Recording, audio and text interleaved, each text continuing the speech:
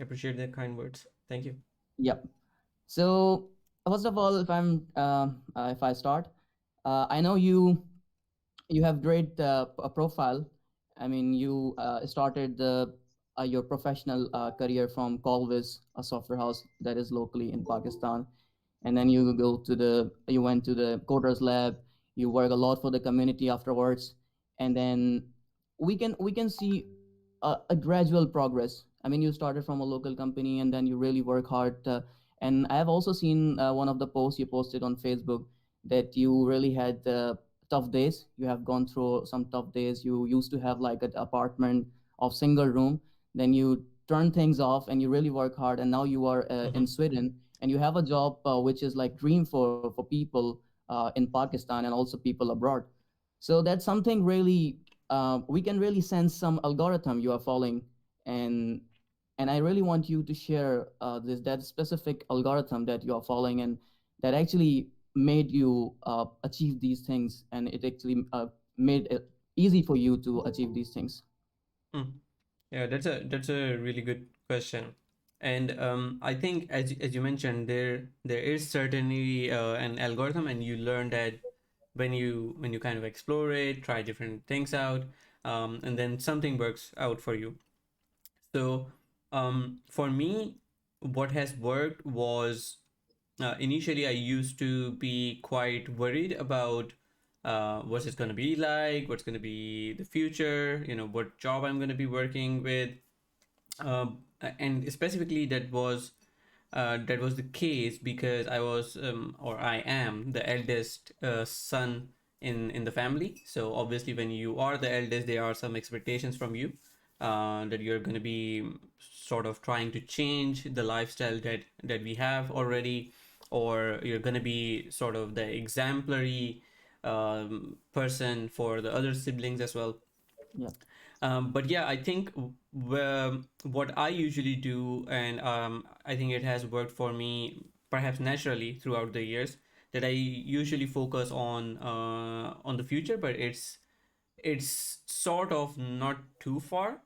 It's sort of a closer future for me. I mean, I am only trying to go with one step at a time, and that has been the case for me. And I usually do not think a lot.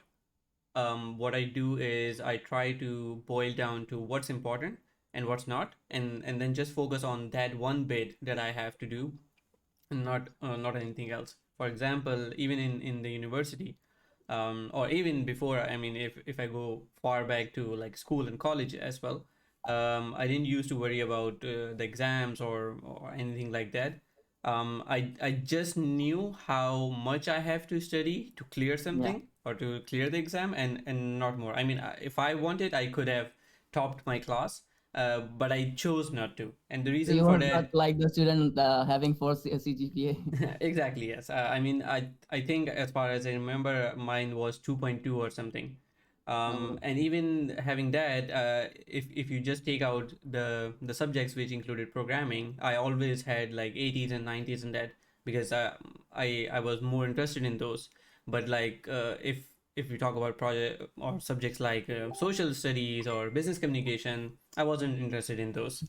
So that's why, yeah, I only focused on those. And then even for landing my first job, what worked out for me was the project that I created for the subject computer graphics, which sort of kind of brought me into the good books of a teacher who recommended us people to a company, as you mentioned, Callways. So we were 12 people who landed our job, and we were recommended by a teacher, and for the work that we did. So I was the top third person in the class to have a good project, or maybe the fourth person. But yeah, I think from there it was again just one step at a time. I knew what I had to do.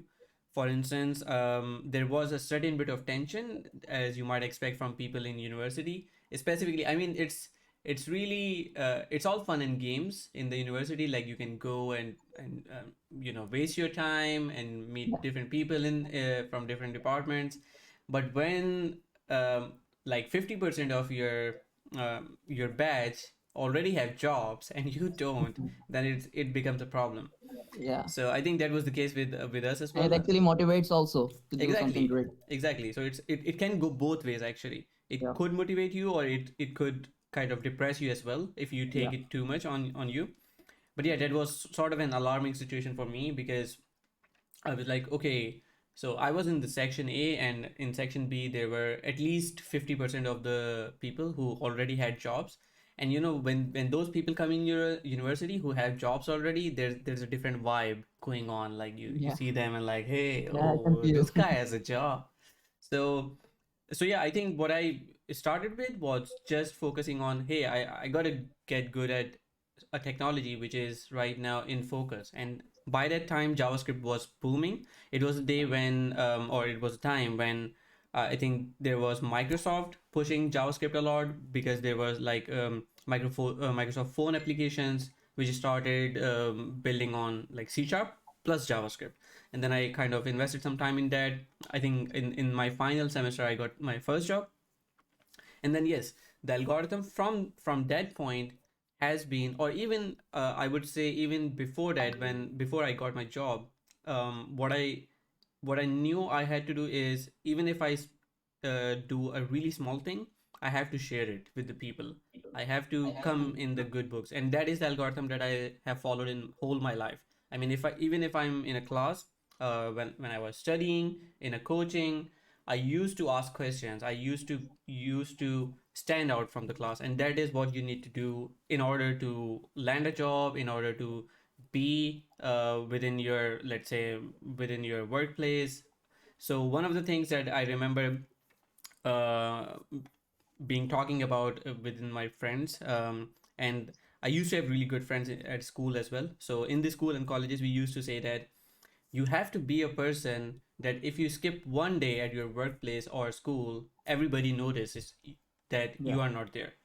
And that could come by obviously your competence. If you're good enough, people ask questions from you. If you're available to talk to them, and similarly if you have that sort of charisma as well. But that kind of changed throughout the years to be like, if you are doing something, then you have to be in the highlights, and you don't have to do amazing stuff to Yeah. do that. I mean, you could just do a really simple thing, and then you can just post it. For instance, if I learn, what I started doing was I started doing different small courses, and then I would learn something and I would just try to change it in a way that it's different from all those people who are doing it. For instance, if I am doing a YouTube course, millions of people would also be doing that. But what's the difference if I post something about it and others do? So I used to change the UI a bit, add something to it, remove something from it, and then I used to share it on social media and whatnot. And even today, I do the same. Even if I don't have to do it, I still do it because it sort of adds to your portfolio. It keeps the uh, engagement going on. People notice you more. So my algorithm is, or the first step of my algorithm would be, even if you do a really small thing, you have to share it with the Yeah. world. You have to highlight it, and then you can come in the good books of whoever is watching, for instance. Yep. So that's really something, as I told, that you have a great profile, and you, as you said, you love to share things, and we Mhm. can really see that it's really practical because we can see a lot of medium articles. We can see a lot of different talks, not just remotely, but you go physically. Something requires effort, physical efforts, and I can really see your efforts, and everyone can see it's really highlighted. The second thing is, as we can see right now, if anyone can see your profile, they see that you are authoring, you are writing a book, you are writing blogs, you are making TikToks, you are using Instagrams, you are adding values to the community regularly, frequently. I mean, you are also on YouTube now. You're also working on different technologies, not just on JavaScript, but also on Flutter, and I really inspired from your work.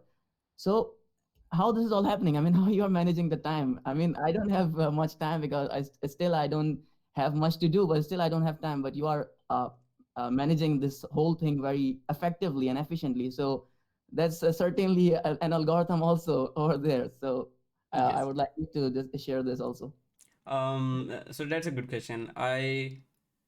For this one, what I have had in the past was, yeah, it's an algorithm I wouldn't recommend for everyone else. But what I usually did was, sleep less and kind of divide my work into, or my time into, knowing what I have to do and when. So I'm still trying to figure out, what is the schedule that I have to follow, and I have been really bad at it, which results in a bit less of a sleep, so to say. But I kind of try with my wife to bring down a schedule which works for kind of a consistent work, because even our prophet Muhammad SAW also said that the best Wassalam. work that you do is the one that you do consistently, or which is periodic, just like 5 times Yeah. prayer. Yeah.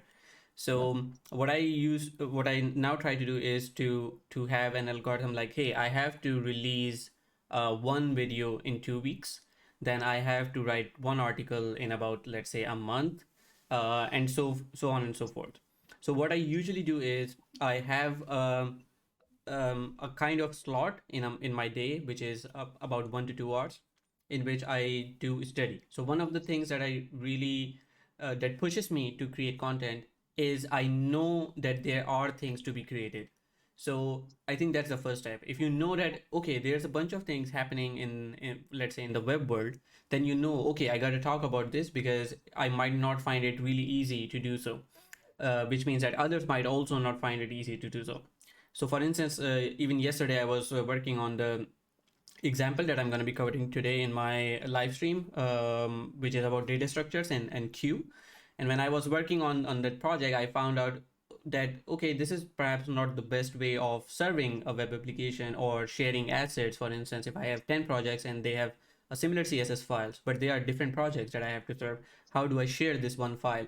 And then I got into Webpack and those configurations, and then how to serve them, what packages should I be using. And that kind of took me to a place which is specific for certain persons, but it's also something that's not out there on the internet. So I kind of experimented and found it out. And I think that I also saw from different tweets. So first of all, I try to make sure that have enough knowledge or enough time per day. So I used to say this to my wife as well, that if being a software engineer, if you're not following the trends, then you might not be highlighted going forward. So you have to follow the trends as well, and you also have to. I mean, we follow a lot of people like Hobby Lame. We also follow people like Cristiano Ronaldo. So these are good with hobbies, but how would you excel in your profession if you're not up to date with either the technology, or indirectly to influencers who are working on the technology, so bits and pieces out of there. I mean, one of the videos that I've created for Flutter, or even for creating content, it's not necessary that you come up with an original idea. If you get information from the internet, you can see what you could provide apart from what is there, and then you can just do it. Yeah. So I think, Yeah. in short, to answer your question, I kind of revise my schedule, but what I usually do, which really helps me, is to note down or plan a schedule. So that is the first step, I would say. Just laying down that, hey, this is what I'm gonna do. And then I have some tips also, regarding this, that I will share later on my Facebook profile on planning what you want to do in short term and long term as well. So there's a really good practice that I saw over the internet, of course, that has helped me. So I'm going to share that as well. Okay, so what I can understand is the key is something do periodically, frequently, even you do it after 3 weeks, every after 3 weeks. Exactly. Well, And you can always revise it. It doesn't have to yeah. be like, you don't have to feel ashamed if you don't reach a milestone, or Well, reach your target. It's always well, fine. from whatever you just told us, I can really feel that you really have a supportive wife, and you are really Definitely. collaborating with her to make things Hmm. working. Hmm. Well, that's something really great. You are very lucky. Hmm. Now, the question is another question which is really important, and I really feel it's really effective for myself. So I can also, I will try to ask you that how it add values to the profile, and it is all about content creation. So if I generally ask you, what's the importance of content creation. Because when I was like struggling in the initial phases of getting job, when I just graduated 3 years back, Mm-hmm. so I really found it difficult to get the job. And what I observe, like people like you and other great professionals, what they are all doing in common, they Mm-hmm. were producing a lot of content. And I was like, how, why they are doing, I mean, what they are getting. I mean, you are going to some physical place and you are delivering a talk, you're not getting anything, I mean, money or anything. But still, the people like you, they all were doing this, so it really motivated me to try this. I mean, obviously there should be, there could be some benefits, obviously.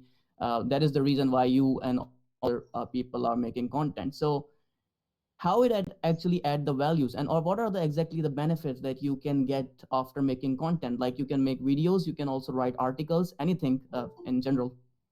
Good question. So yeah, this is one thing that that always I remind myself.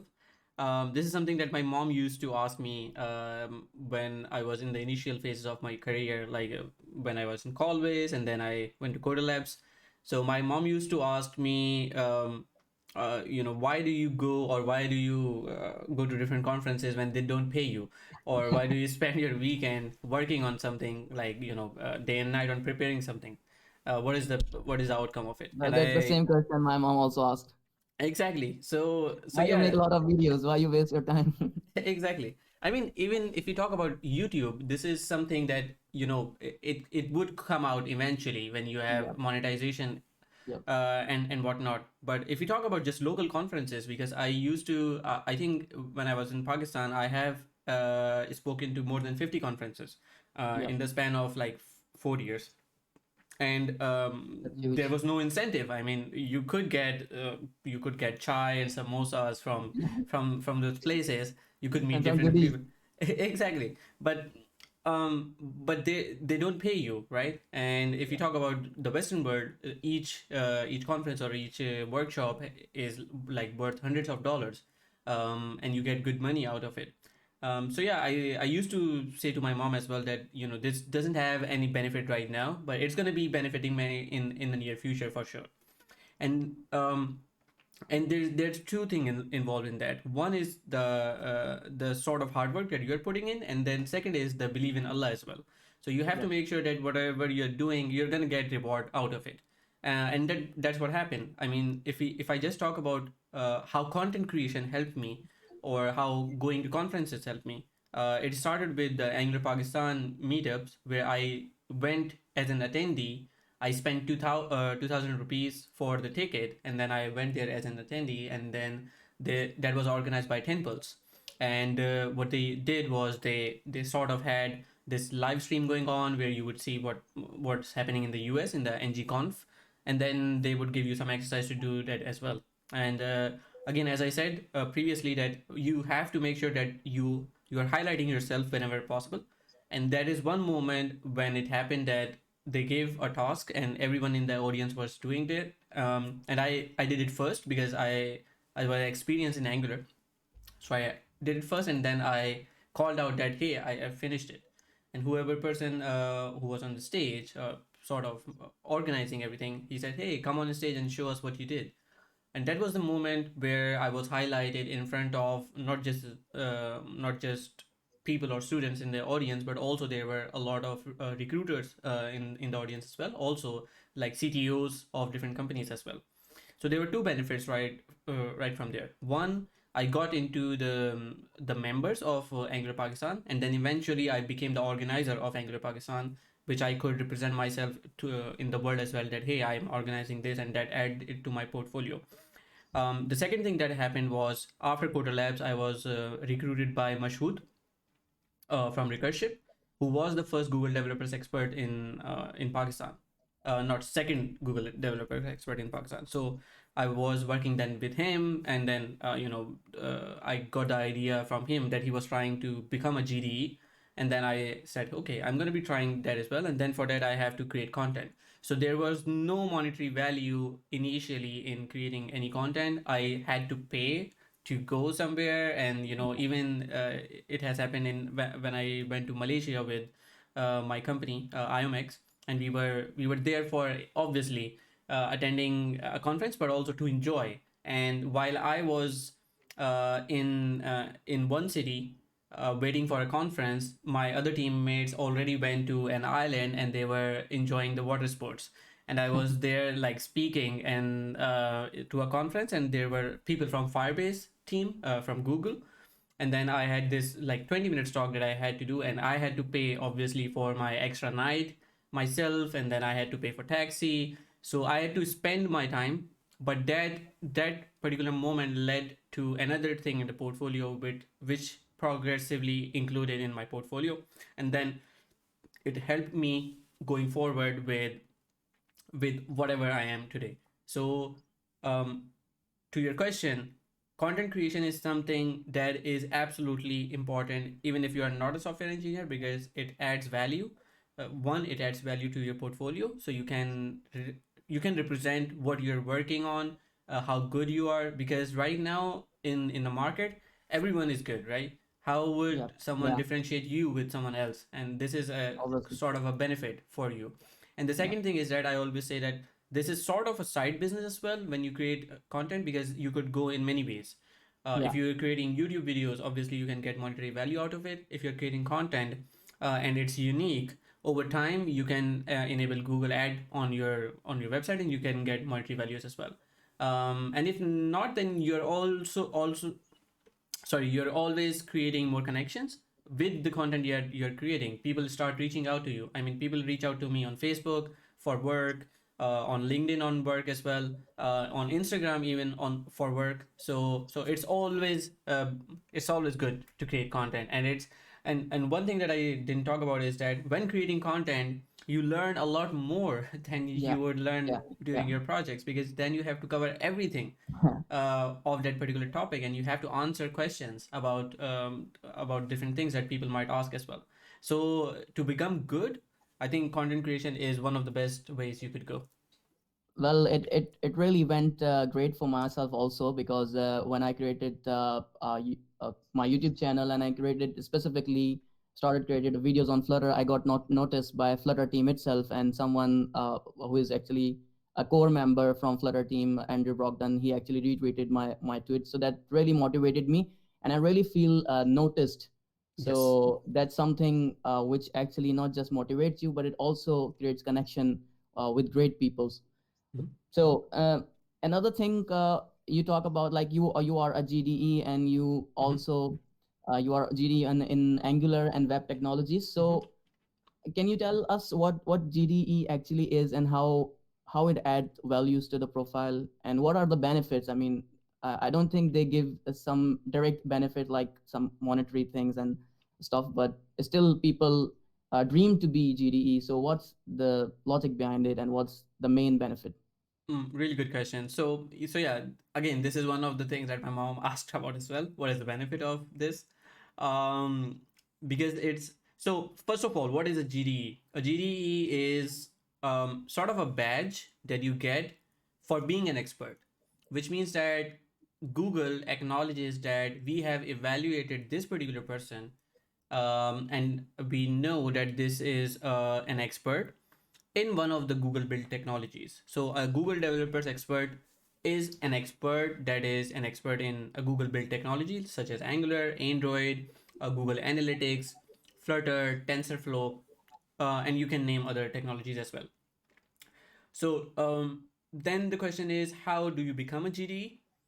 So one thing that a lot of people struggle when they reach out to me with the same question is that they want to be a GDE so they can do different things. So they can talk to conferences and then create content.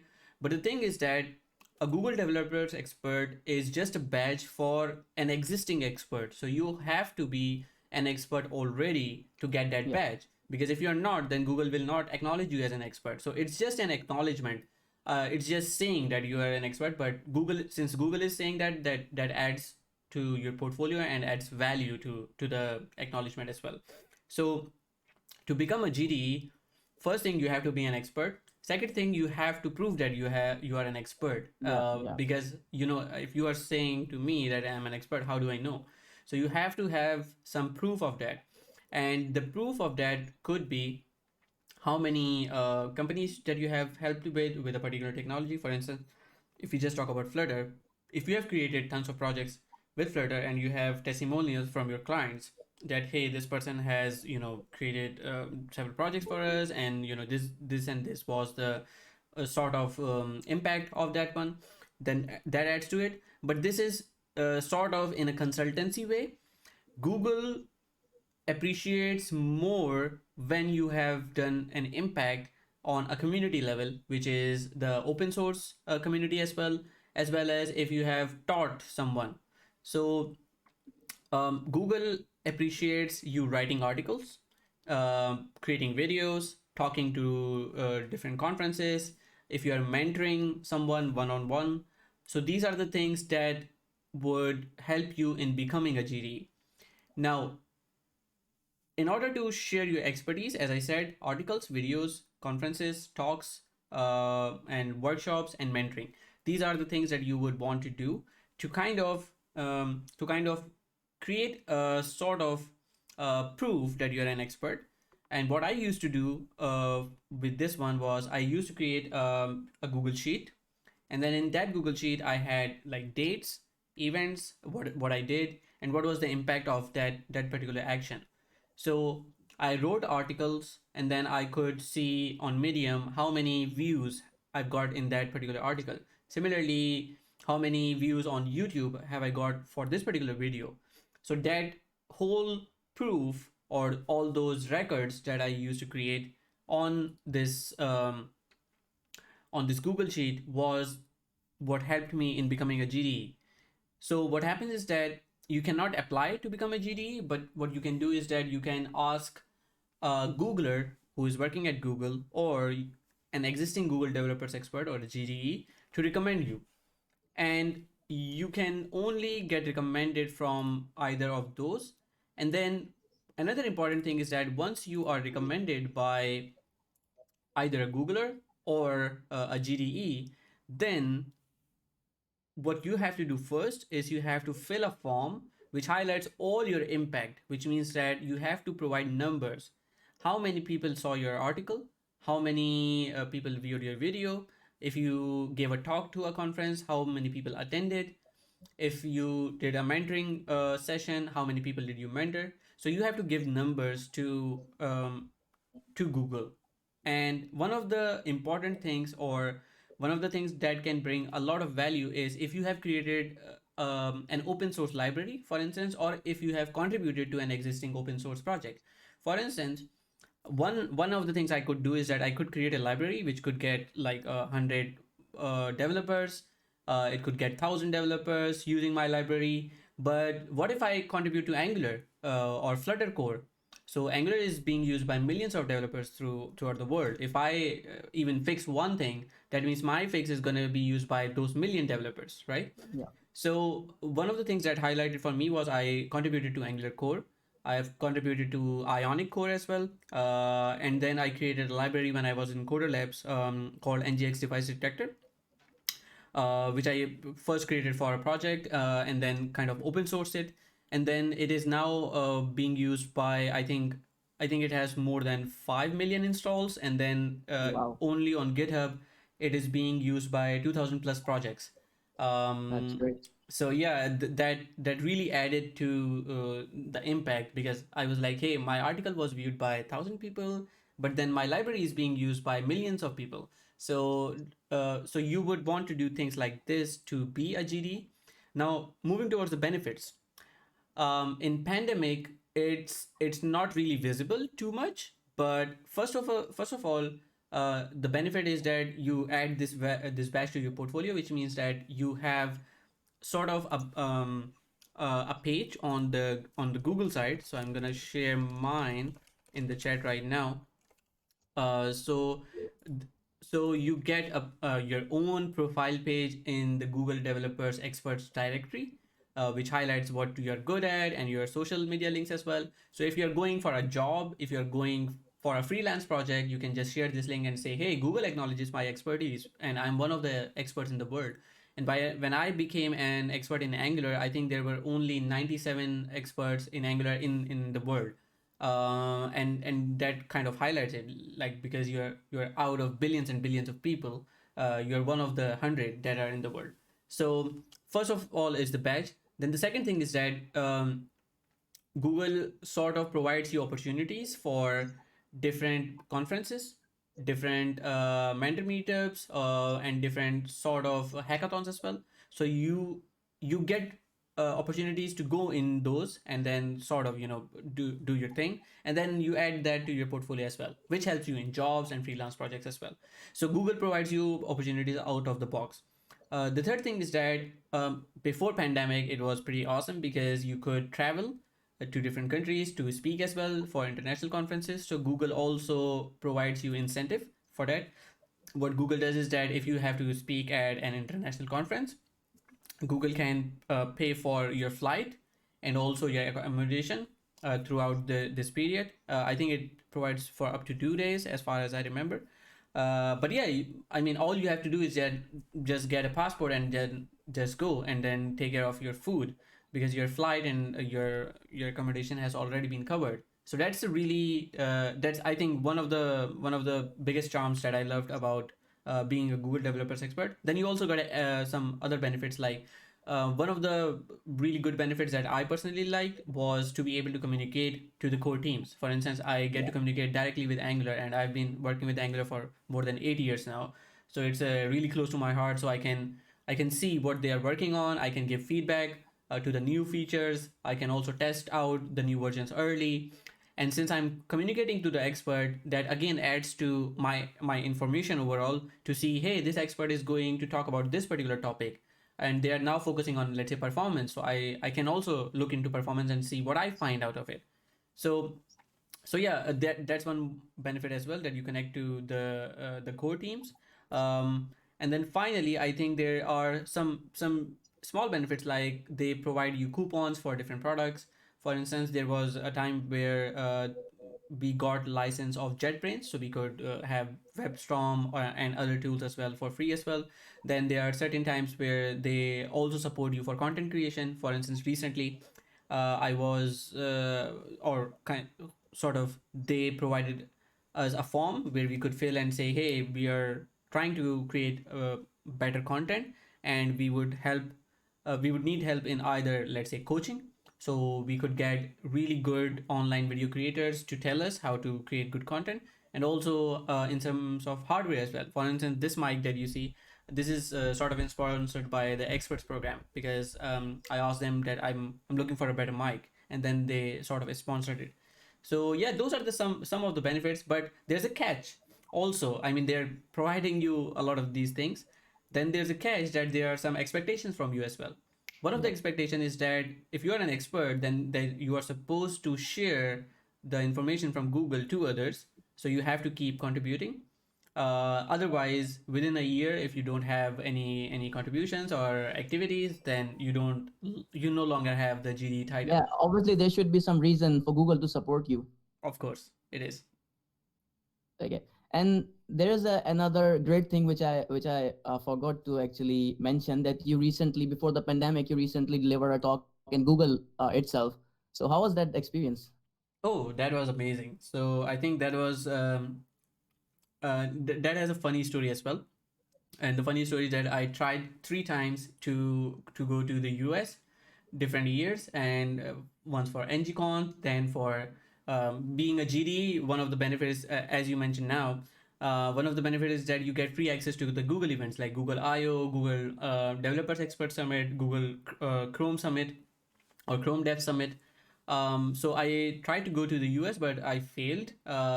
2 reasons. One, I was not married, and they don't allow you to go to the US if you're not married, because they think you're gonna fly away.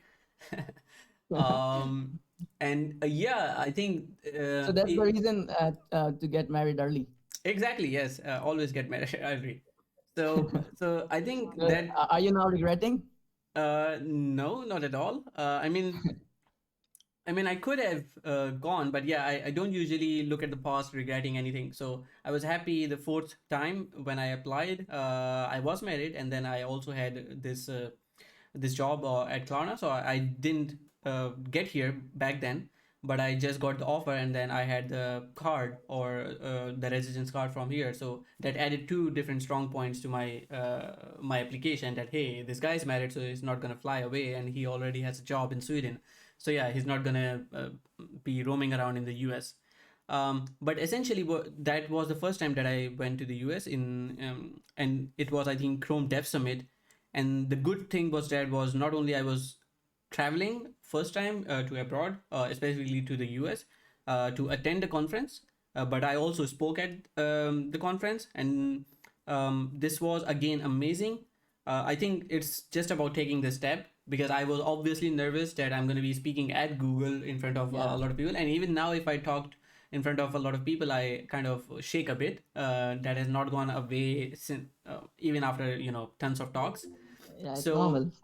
exactly, yeah, it's always there. So it was a really good experience, so to say. In the room that we were having the talk, there were certain Google web engineers as well.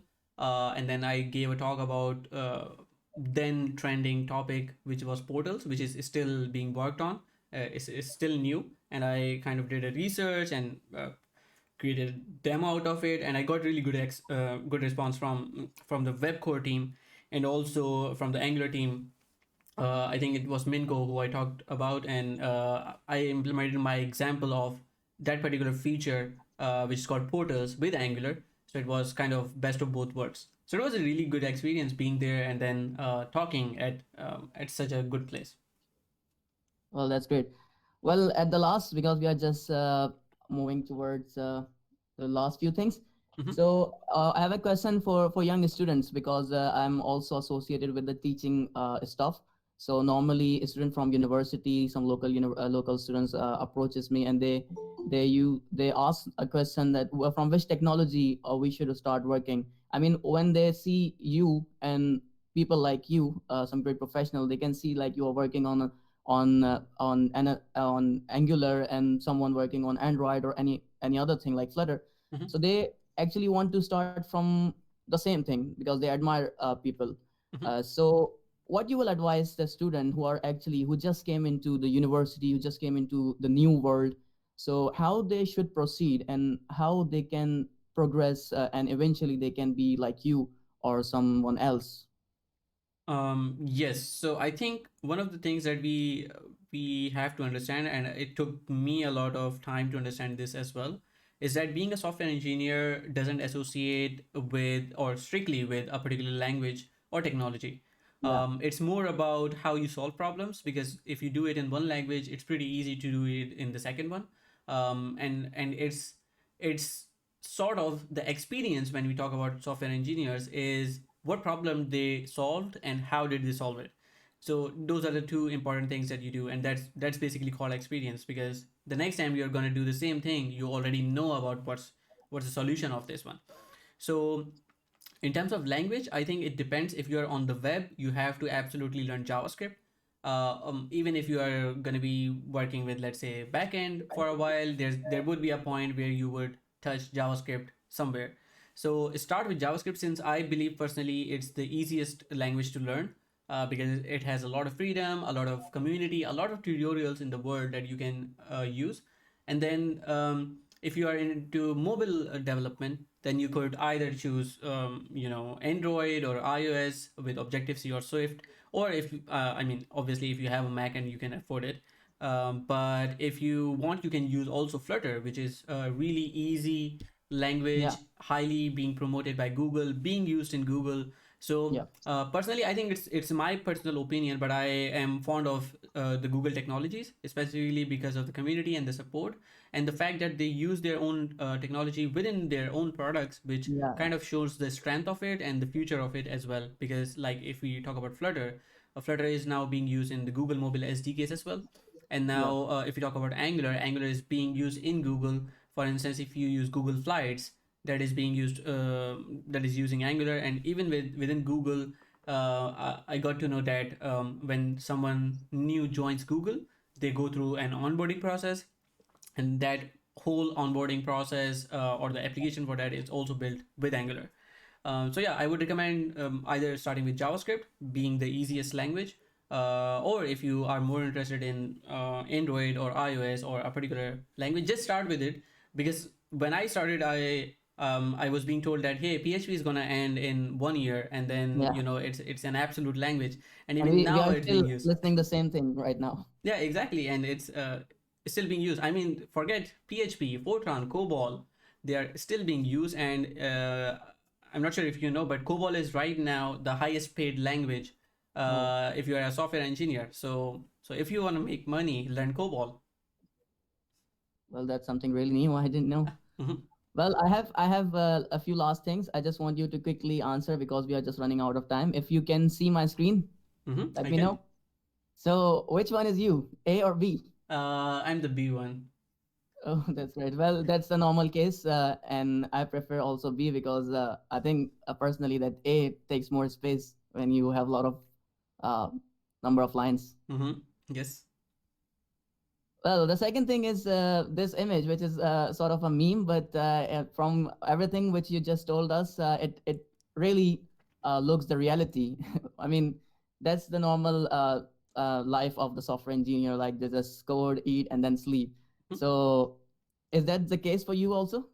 Right now, yes. I am trying to introduce more things into this. For instance, I have started reading books to gain more knowledge, and I've also started doing archery. So I went to the shop, a sports shop, and I bought some bows and arrows for myself and my wife, and we are now practicing it. I mean, on almost daily basis to hit the shots. But yeah, I think it's really important to be productive. You have to have some time off of this thing, because otherwise, even when I'm sleeping, I'm still running code in my head, or yeah, solutions. Happens all the time. Okay, so another thing is, did you ever miss this? Yes, I did, and it has costed me a fortune. Yeah, that's something really absurd. Well, the last question, and I think that's the most interesting question, is Flutter or React Native? That's a really good question. I would potentially go with. I mean, I like both, but for some reason, I Well, you have don't to choose like. one. I would just go with Flutter, because Well, I that's don't personally like React a lot. I mean, it's good, but I don't personally like it. well, obviously, if when we have like some hybrid technology, obviously it is there for saving the time.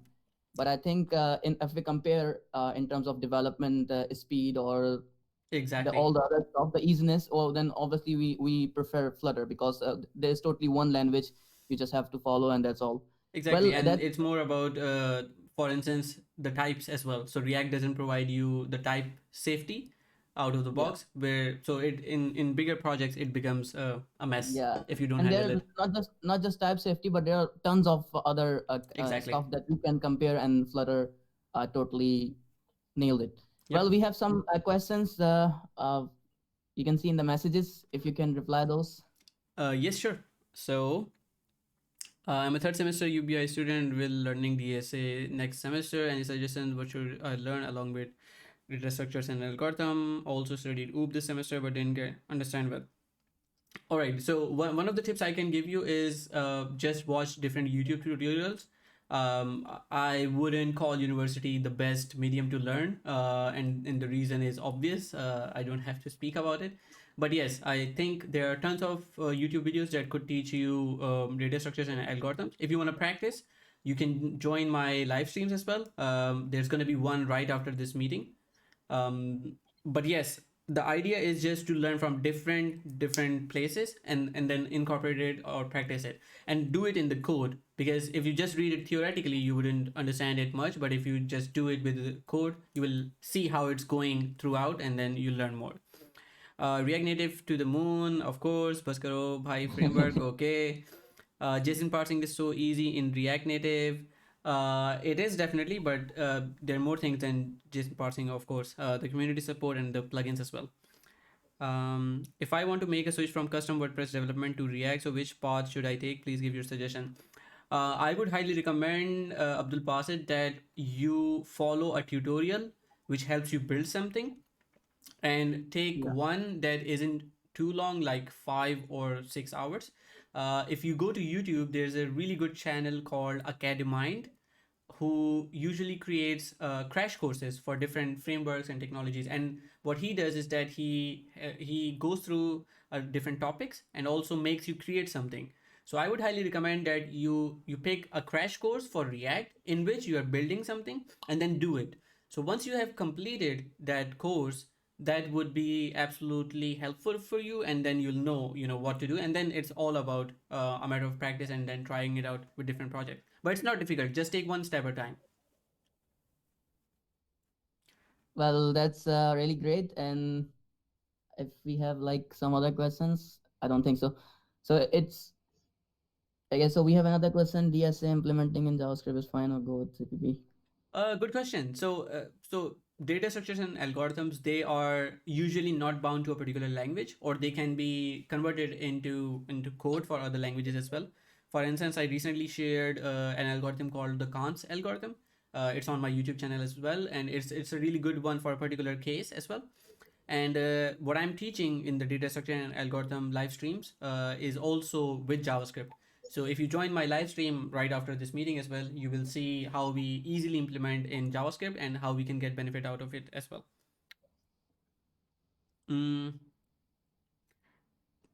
can you tell the difference between library and framework like React and Angular? Yeah, the difference between those is exactly what you said. React is a library, really small. You can include it in your HTML, and then you can just start working with React. Angular itself is the framework. When we talk about a framework, it includes a lot of tools and practices as well. So it comes with a bunch of plugins that you can start your project with, and it's going to be the same for multiple projects. Where with React you could use a bunch of things here and there, so it's very unopinionated, I would say. So you can do whatever you like. But in Angular it's pretty opinionated, so if a new team member comes in your team, he would potentially have the same mindset with Angular as you. But in React that's not the case until there's a good senior software engineer in your team who has boiled down all the linting rules and the coding standards. So yeah, it's just the difference. But React is way faster to learn compared to Angular. But then it kind of becomes messy in the Well, big projects. well, I think we can just take the last question of Bilal Ahmed. He's asking about the approach he should follow. So Which CS field to go? As in third year is approaching, what should I do? uh, uh, just do what you like. I think you can pick anything, any profession, but then you have to stick to it and then just spend more time and then be an expert in it. Whichever field you pick, it's going to be good for you if you are an expert. well, it's been really great being appreciated in the comments. And Ahsan bhai, it's really been pleasure with you, and that was really 45 minutes that I really appreciate. So thank you for being there, and inshallah we will organize some same thing again, so that it will be beneficial for the community. Mm-hmm. For sure. So Thank you, and thank you everyone who joined as well. okay, so everyone, thank you for coming, and it's really been great. Mhm. 45 minutes. Same here. Thank you. Allah Hafiz. Thank you. Bye bye. Allah Hafiz.